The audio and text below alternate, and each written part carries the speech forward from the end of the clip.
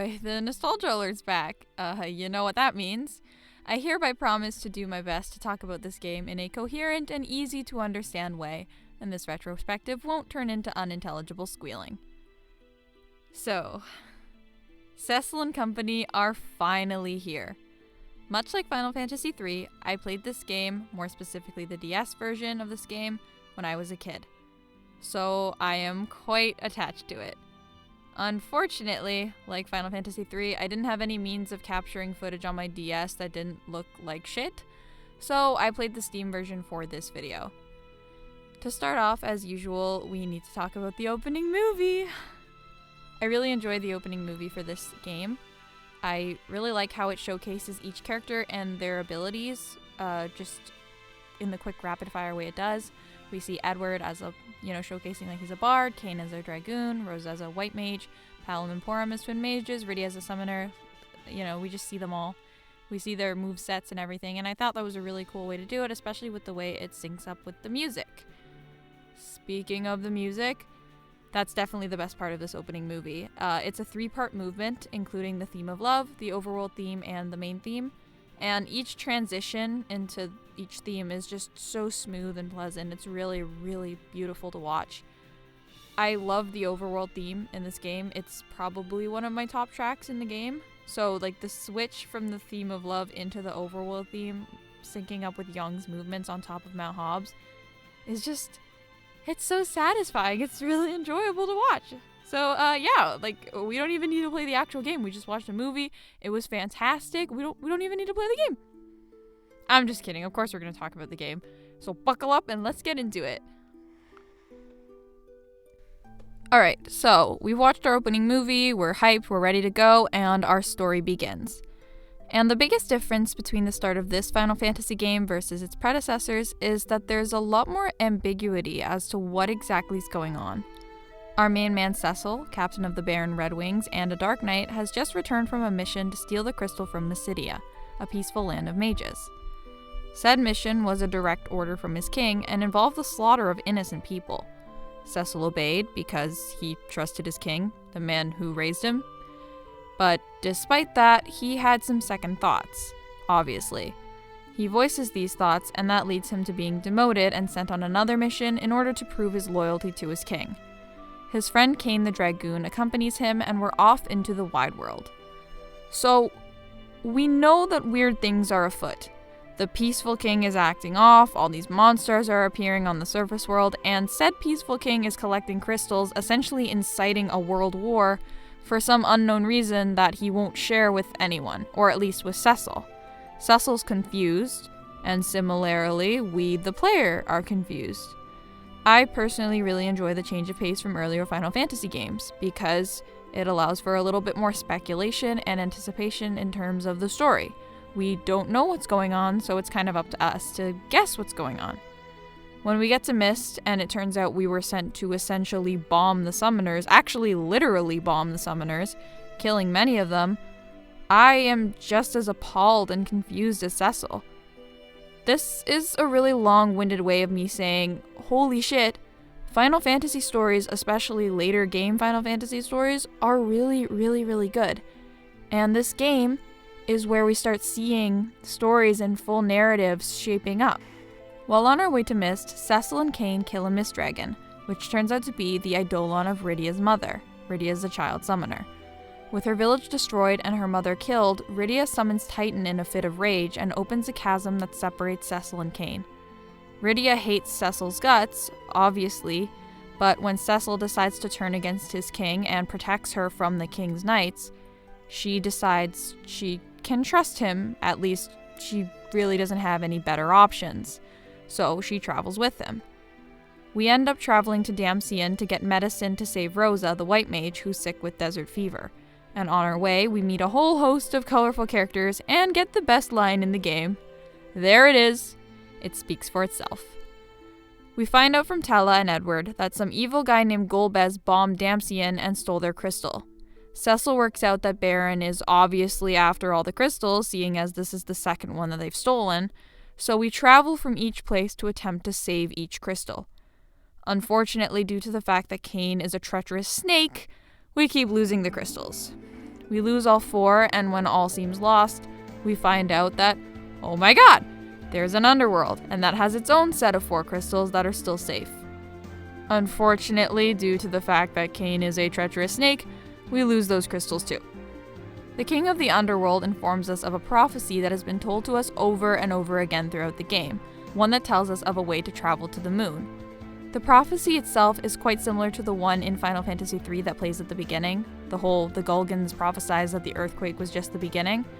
It doesn't, like, that prophecy in Final Fantasy III doesn't really make sense until we play through the game, and then we're like, holy shit, it makes a lot of sense. And that was Final Fantasy IV's, but on steroids. It starts with Born from the Dragon's Maw, and everyone's kind of like, what does that mean? There's dragons with a wave that's big enough to get to the moon, and then we find out that the dragon is actually the shape of the landform of Mysidia, and it's just like, oh my god, that's so cool. So yes, this prophecy is very important, and it's very cool. So with this prophecy, we are able to travel to the moon, and here we learn about a lot of core plot beats, including that Cecil is half moon person, or Lunarian, and that he and Golbez are brothers, and also there's like a chain of command of evil people. Kain was mind-controlled by Golbez, which was why he was being a treacherous snake, and Golbez was mind-controlled by Zemus, which was why he was being a treacherous snake. But Zemus wasn't even the real big bad, because once he dies, he's revealed to have a hateful spirit that will forever live on in the darkness of man's heart, named Zeromus, and that's the real big bad. But it's okay, because we defeat him after 6 hours of equipment grinding, and bada bing bada boom, everyone returns to the humdrum day-to-day. Well, almost. Cecil, Edge, Edward, and Young become kings of their respective kingdoms, Kain continues to train on Mount Ordeals, Rydia returns to the Feymarch, Fusoya and Golbez return to sleep with the Lunarians, and everyone else returns to the humdrum. Now, this is a very, very basic rundown of the events in the game. I wanted to talk about characters in combat, but I wanted to do it in a way that would kind of make sense while also not making me have to repeat myself. So now that everyone's kind of on the same page on what went down, we can dive into a bit more detail. Really quick note I want to mention before we start. This game suffers from what I've been calling reverse Final Fantasy II syndrome, or RFF2S for short. A lot of characters in this game are given death scenes only to be brought back to life later on with just some BS excuse as to why they didn't die. Much like 2, this made the story kind of predictable, and I would argue that it was actually worse than just killing off the characters, because by continuously bringing them back to life, sometimes more than once, they would fake kill them more than once, it kills off any narrative tension and consequences from the events in the game. So there's a really huge cast of characters in this game, and I do want to talk about them all to some extent, so I'm just going to start with the ones I have the most to say about, and kind of work my way down to the ones that I just have quick little footnotes about. So obviously I'm going to start with my main man, Cecil. So Cecil's story is very much that of a classic hero's journey. His call to adventure are his doubts about the actions he's partaking in and the validity of the orders of his king. He's a dark knight who has been committing heinous crimes, ones that he's worried he can never atone for. You can see this even just in his little thought blurbs as he goes. He genuinely cares for everyone in his party, Rosa, Rydia, Edward, Young, and on and on and on. But he also feels a sense of responsibility for the things he's done. Thus we come to his supernatural aid, this taking the form of the spirit of his Lunarian father, remember because Cecil's half-moon person, Cluya. He helps Cecil to throw away his dark self and to cast off the Dark Knight in exchange for a sword of light. Cecil becomes a paladin. This is his death and rebirth. The game shows us that he has been reborn even through the mechanics. Cecil's level is reset to 1 when he changes classes. He's weak and he essentially needs to be hard carried by the party members at the time of his transition. But with the help of them and the Elder from Mysidia and the experience from the journey, he's able to grow. Those who he wronged, the main one being Rydia, forgive him. And Cecil slowly learns to forgive himself, to work towards making the world better and thus reaching his atonement. Through the defeat of Zeromus and the fact that he forgave his brother Golbez, he is able to return to the world changed for the better. Essentially, Cecil's story is a very bare bones and basic plot, but it's still a complete narrative with a little spicy interspatial family drama just to season things up a little. Talking about the hero's journey also had me thinking of fatal flaws, and I think Cecil's would be loyalty. He was loyal to his king to a fault, taking far too long to clue into the fact that what he was doing was wrong. Furthermore, upon returning to Baron, Cecil nearly gets him and his party killed by Captain Bygone. However, the twin mages Palom and Porom realize he's a monster before he can actually harm us.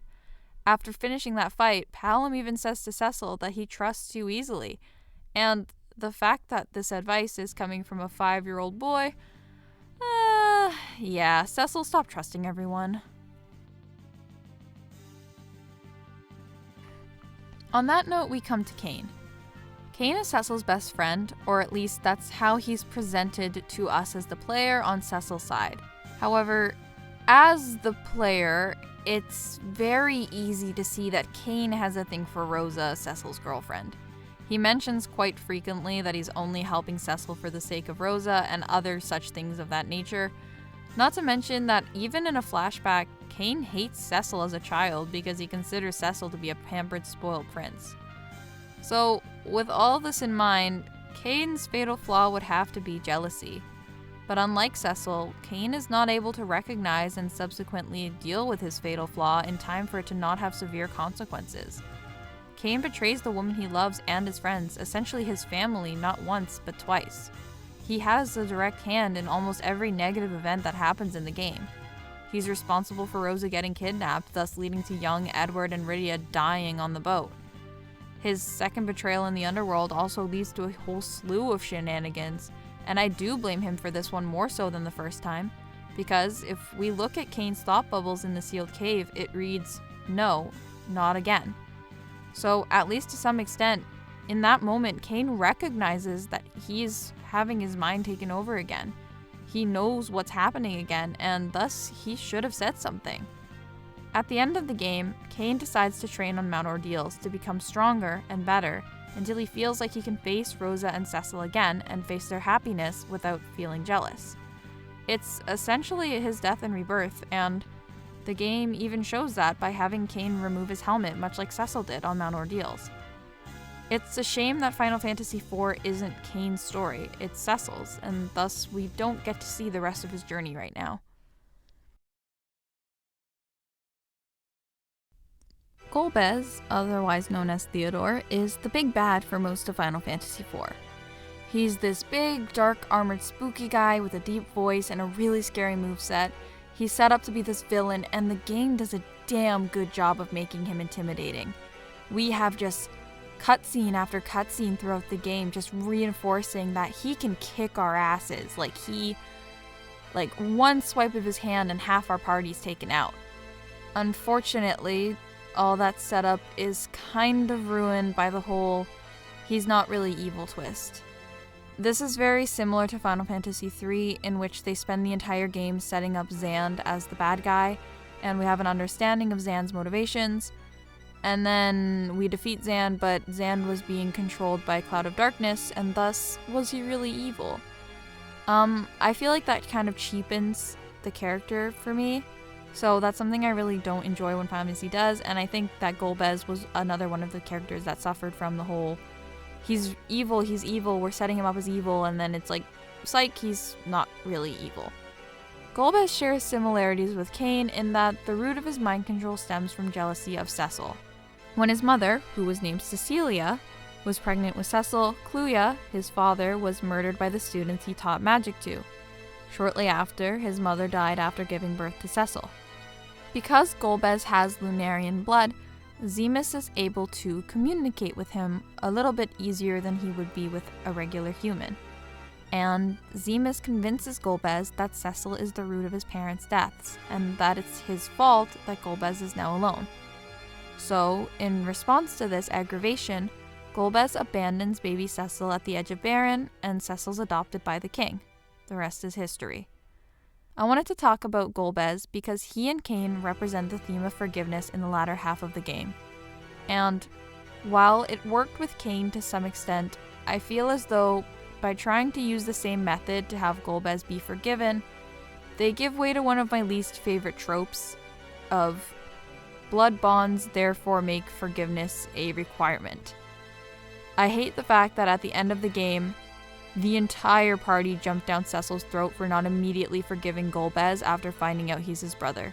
Like, it wasn't just one or two of them, it was all four of them were just like, what do you mean you're not gonna forgive him? Golbez did really evil shit. He essentially caused an attempted genocide of all summoners and mages, not to mention the whole tried to destroy the world shtick. Not to mention, he killed or severely injured several of Cecil's friends and was directly responsible for the death of the King of Baron, aka Cecil's dad. Now, again, mind control happened, and honestly, I think it would have sat better with me if they pushed the mind control angle with Golbez, but not once did they mention it outside of throwaway lines in the thought bubbles. No, anytime they bring him up in cutscene or in like a serious moment, it's always related to how Cecil needs to forgive him just because they're related by blood. And that's BS. Cecil didn't know the guy. They didn't grow up together. They met less than a month ago and they didn't meet in favorable circumstances.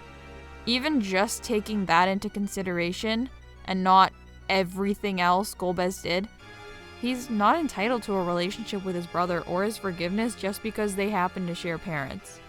The whole spiel at the end of the game kind of left a sour taste in my mouth because, I'll reiterate, literally the entire party jumped on Cecil for not immediately forgiving Golbez.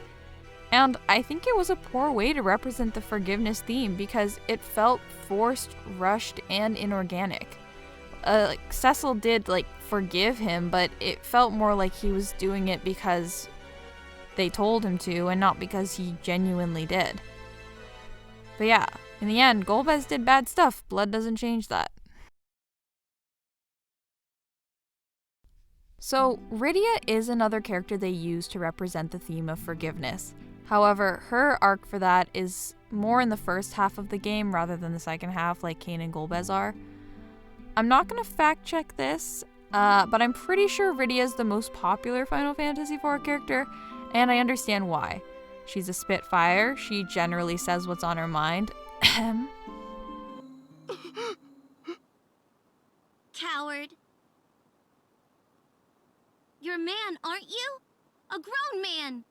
Stop crying. I have. Her story begins when Cecil comes to destroy her town and he kills her mother. And it takes a long, long time for her to get over that. We see the effects of mist bombing as early as on Mount Hobbs when the party is stopped by a giant chunk of ice.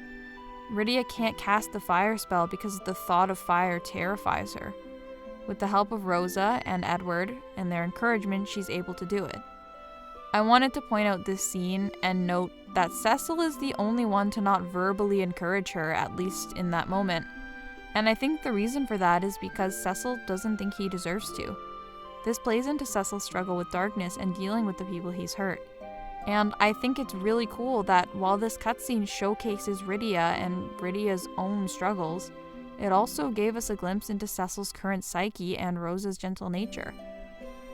While traveling from Fabul to Baron, Rydia falls overboard on the ship and is swallowed by Leviathan, leading her to the Feymarch, land of the Eidolons. Rydia lives out 10 years here under the care of Leviathan and Asura, the king and queen of Eidolons. And it is during this period that Rydia comes to accept and fully forgive Cecil for what he's done. Rydia saving us from Golbez in the underworld and joining our fight was kind of the natural conclusion of her childhood arc of forgiveness. And it's probably one of the most compelling subplots in the game, in my opinion. I'm gonna be completely honest. Edward is a character who is a testament to how our views and opinions change as we grow up. And this is strictly speaking out of the game. When I played Final Fantasy IV for the first time, I hated Edward, and subsequently bards, just all bards by association. However, this time around, I felt that Edward was a really strong character and he had some of the best development in the game. He started off as a coward, a really bad, really insecure coward. He and Anna, Tellah's daughter, elope, leading Tellah to believe that Edward tricked her into marrying him. When we get to Damcian, we see the destruction of the castle, along with the deaths of Edward's parents and Anna. Edward was crushed, unable to see a point in continuing on until he gets a stern talking to and a slap from Cecil. A coward, just as you say. That's why I'm just going to stay at Anna's side. It doesn't matter anymore. Nothing does. Which, wow, I know that they're desperate for help because obviously Rosa's dying at the moment, but god damn, Edward's whole family just died. Give him a minute. Over the course of the story, we see Edward get braver. Sometimes it's in subtle ways. Like in Fabul, when Golbez was attacking and he threatened Cecil and Rosa and Rydia, Edward charged him just as much as Young did. That's not something a coward would do. The conclusion to Edward's arc is in Troya against the Dark Elf. Despite being severely injured, Edward pulls through and he saves us, earning the respect of Tellah. I think what makes Edward so compelling to me is that he, like Ark from Final Fantasy III, is a coward stemming from self-esteem issues. He doesn't think he can be strong, not in any way that matters. A lot of his earlier thoughts when playing as him are comparing himself to Cecil and wondering that if he had the abilities that Cecil had, would he be braver? Could he have saved Anna? Could he have protected those he loved? But with encouragement from Anna after she's gone, and the others, he's able to realize that in his own way, he is strong. He essentially represents the trope of my friends are my power until I realize my own true strength and am strong both with them and without them. And I love Edward for that. So way back in the day, I used to see a lot of comparison threads about Rosa versus Rydia. And a lot of people didn't seem to like Rosa because she was too much of a damsel in distress. And I think while that could be argued to some extent, I think the examples a lot of people brought up back then, such as Rosa being kidnapped or getting sick with desert fever, are examples that Rosa's Achilles' heel is her devotion to Cecil. She loves him, and because of that, she is willing to put herself into harm's way in order to make sure he's okay. Even at the end of the game, when Edge, Kain, and Cecil were going to the moon to fight Zemus, Rosa insisted on going, stating that someone had to be there to heal their wounds. Rosa might end up in situations that lead to her being in danger, but those situations arise from Rosa being a very caring, loving, and loyal person, and that's really cool that they were able to show that. Also, whoo boy, look at that damage for a white mage! Tellah's fatal flaw was stubbornness, but unlike every other character in this game, his fatal flaw was actually fatal. From Anna's death onwards, Tellah was determined to kill Golbez, traveling to Mount Ordeals to obtain the ancient spell Meteor and using it despite knowing it would cause his death. Despite being the only legitimate death in the game, I found Tellah's death more anger-inducing than sad. He did it to himself. I understood his motivations and how he was feeling because losing a child is an unbearably painful thing. But in the end, he kept trucking on with his own plan despite being told that it wouldn't work. Multiple people telling him that he was too old to be able to cast that spell, and he still did it. He realizes his mistakes, but way too late. The deed was already done. Honestly, the only silver lining was that he was reunited with Anna. So here I'm going to highlight some quick thoughts I had about some of the characters that didn't get their own section. Palom and Porom. I love these two kiddos to death. They're so cute and fun, and I absolutely adore them. I love how they play off each other. When they sacrificed themselves to save us, I cried. We won't let you all die like this! Tellah, look after Cecil for us. Together, now! Right!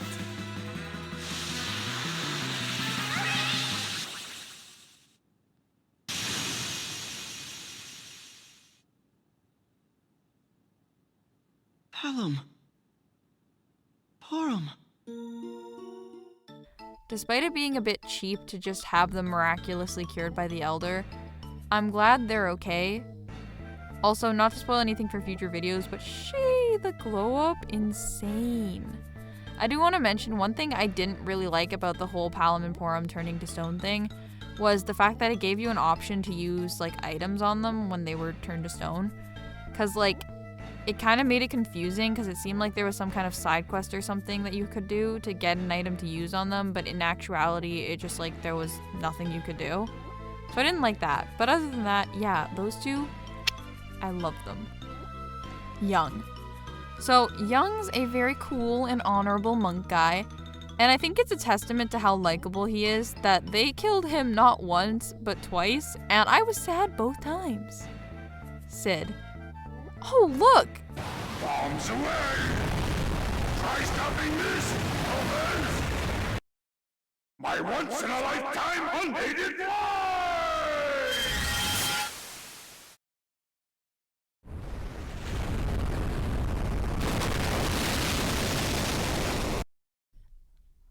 How did he even survive that? And with that, that finally brings us to Edge, who I wanted to talk about last. Like I said when I talked about Edward, replaying games when you're older can be cool because you look at them from a different perspective and you can have a new appreciation of characters and stories you previously didn't have an appreciation of. It can also be not so cool because things you may have loved ain't so cool anymore. That was the case with Edge, unfortunately. Edge was my absolute favorite character when I first played Final Fantasy IV. I loved that he had a down-to-earth, flirty, playboy attitude. He reminded me of Palom a lot. And because everyone in this game is always reiterating how young Edge is, and the fact that I distinctly remember Cecil and Kain having lines about how young Edge is, and I knew when I was playing the game that canonically Cecil was 20, I had mentally placed Edge at 16 to 18 at the oldest. I felt so much sympathy for him. He lost his parents in such a grotesque way with them being turned into chimerae, and was forced to take on a responsibility he didn't want when he was so young. It was nice, during the course of the game, to see him grow up and to learn to accept help from others when needed, and to learn that others were important and that there were people he cared about.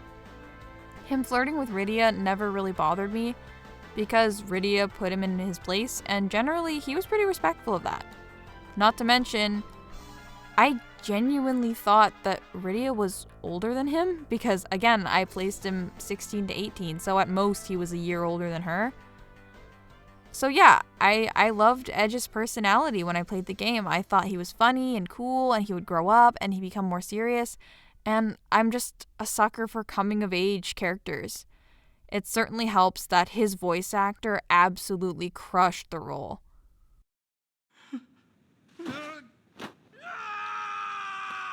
Such cruelty. It's inhuman.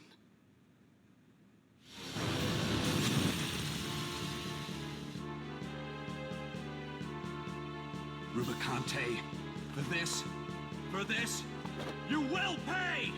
It was Luge who made chimerae of your parents. I shed no hand in his perversities. They shame me as they grieve you. Don't speak of shame. I respect men like you. Men with courage. But you are a slave to your emotion, and so will never know true strength. Such is the curse of men. You think our rage a weakness? Then let me show you how wrong you are!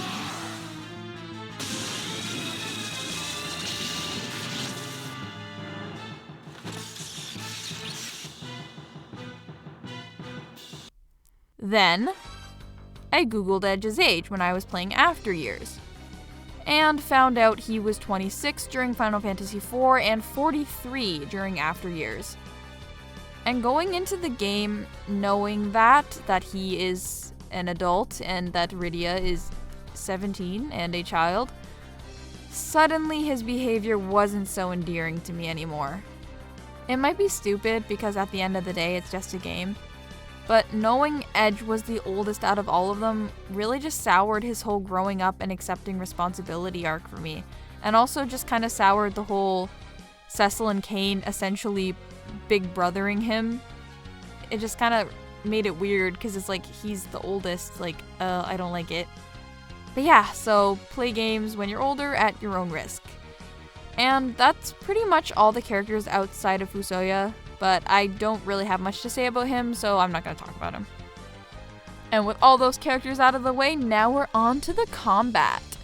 So if you've maybe played Final Fantasy IV before, you know that this game introduces a system that is used all the way up until Final Fantasy IX. Active time battle. It plays similar to turn-based, however, rather than each character and enemy taking their turns based on stats, you have to input commands in an order based on a gauge meter, and if you do nothing, the enemies don't stop attacking you and you die. Now, the game is nice to you because they give you the option to essentially set it to be traditional turn-based by setting it to wait mode, so the enemies won't attack you while you're inputting commands, which is nice because it makes it accessible for people who prefer classic turn-based, and it makes it fun for people like me who think that ATB is the absolute bomb. I set mine to active and just have it as fast as it'll go because I really like the adrenaline I get when I'm playing, and you have to think on your feet and you have to input those commands as fast as you can, and it's really fun. I really love ATB, and I think it's a really nice change of pace from the traditional turn-based combat. Moving on, 4 kind of falls into the same brand as 2, not quite the same, but very similar. There's a little bit less freedom in 4. Because in 4, everyone has their own preset class or job. And while I think this really helped with character designs and such, because each character is so unique and beautiful, and they show off their abilities essentially based on their designs, it also there's just a lack of flexibility in your team comps, and it makes it so that there's very little playing around you can do in terms of strategy for bosses. I actually do prefer having set classes for characters, but I think being able to use all of them and combine them in different ways throughout the game would make it better. I know the game had the augment system, so you could give certain characters different abilities, but that didn't really help when only certain abilities were really good. I think out of all the characters, however many there actually are, I never actually counted, I only ever really used Palom and Porum's Twin Cast and Edge's Throw. All of the other ones weren't so good, like Recall, Bless, Analyze, Brace. I used them a couple of times to see what they did, but they generally weren't very useful, and those abilities were the ones that you got augments for. Now, Edge's Throw, on the other hand, is ridiculously overpowered. If you built your Edge for speed, he's hitting twice as fast as Cecil and Kain, and if you're throwing Fuma Shurikens, you can literally do anywhere from double to quadruple the damage they're doing, depending on how they're built, and it's ridiculous. Like, it's genuinely insane. If they had given a throw augment, that might have changed things up. But as I mentioned, abilities like Recall, Bless, Analyze, they just weren't as good. I do want to take a quick moment to highlight the bosses in this game, though, because there were a lot of really good ones. The 4 elemental archfiends are the ones I'm gonna super highlight in the moment, because each of the fights was just really engaging and fun, and they're all just so different. And also Rubicante healing you before his fights is so I love honorable villains, and when that happens, I'm just like, oh my god, it's so cool. It's so hype getting into it. Final Fantasy IV has tons of extra stuff that are all really fun. So like in Final Fantasy III, there are a bunch of extra side battles you can do to get extra Eidolons, like Leviathan, Asura, Bahamut, and Odin. And they're actually worth it to get in this game because Rydia is, a staple member in your party by the end, and she's also really strong. You're also able to get Sylph, and a really funny quest involving Young's wife and a knife or spoon, depending on which version you're playing. Unfortunately, I don't have any footage of the quest because I was stupid when I was playing the Steam version. However, I did do it when I played the game originally on the DS, and I can say it's definitely a really good quest. I definitely recommend playing through it. It's pretty funny. There's tons of extra weapons to get and things to collect to get extra weapons and armor, and all around, it's just a good time to explore. There's so much reward for opening treasure chests and just looking around. My absolute favorite side quest in Final Fantasy IV unfortunately wasn't in the Steam version, which was White and the subsequent minigames. I managed to take some shitty footage of them because I just wanted to see if anyone else remembered playing them. My favorites were Cecil's, Kain's, and Rydia's. Rosa's game completely sucked bum though. Like, I think that one's rigged. And I honestly don't really remember playing Edges too much, but yeah, I really enjoyed those games. They were like, I used to spend hours on them. They were really fun. So yeah, Final Fantasy IV had tons of extra fun stuff in the game, and the extra stuff alone actually makes the game really good. Honey, it's music time again. So much like Final Fantasy III, I just adore the music in 4. It's so hard to even pick certain tracks to talk about in this short little segment just because they're all so good. Character themes are my favorite flavor of video game music. I love how composers are able to encapsulate an entire character in a piece of music. It's so impressive and inspiring, and Square Enix games just kill at that. And I know, like, I talked about it in the 3 video. I know that Final Fantasy III did have character themes because Arya had a character theme, but in Final Fantasy IV, like, a bunch of characters start having character themes. My 2 favorites were Edward's and Rydia's. But yeah, it's just like, I love that they're starting to put character themes in because, like, you're gonna listen to me talk about it if you listen to the next couple videos because the character themes are so good in Final Fantasy. The prelude now has a main melody, which I love because the melody stays hopping for the rest of the series, and I love that, like, it sounds more complete now. Like, as we go, it sounds more and more complete. My track highlights for this game are Battle 1, Boss Battle theme, Troy and Beauty, Edward's theme, Rydia's theme, Theme of Love, the overworld theme, and the final boss theme. That one I want to, like, extra highlight, the final boss theme, because if you haven't listened to it with headphones on, I highly recommend doing it. Like, the DS version, listen to it with headphones on because it actually plays, like, from ear to ear. And it's, the first time I listened to it, it was, like, one of the coolest things that I'd ever heard. So, highly recommended, 100 out of 10. Random thoughts I had while playing the game. So, a quote that played during the opening main theme was, "But man is a creature seldom sated and was quick to dream anew." And I wrote it down because when I read it, I was just like, shit.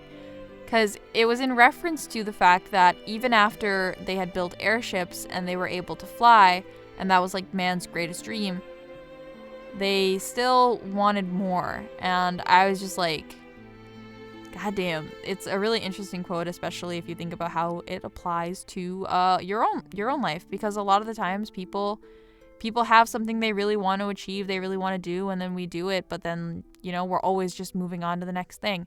And I think it's important to take a step back and kind of appreciate how you've gotten to the point you are right now.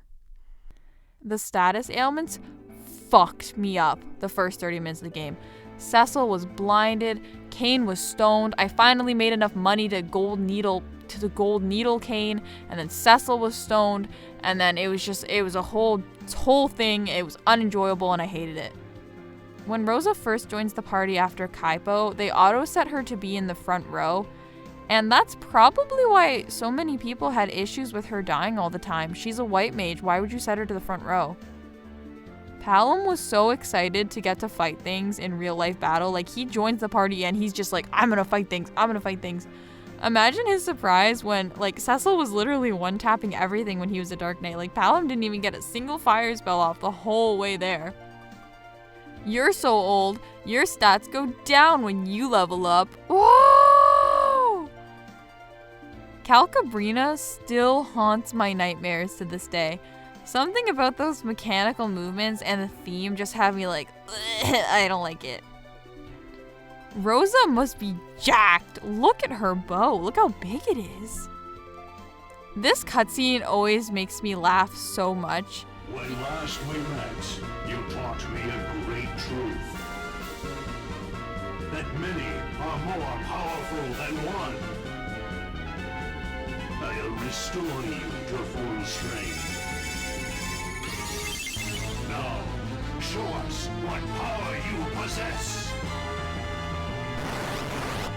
Because despite their whole coordinated talking routine and they're preaching the power of friendship, like teaming up to take down enemies bigger than you, the 4 elemental Archfiends, they still take you on one by one. Like what are they doing? This is why they lost again.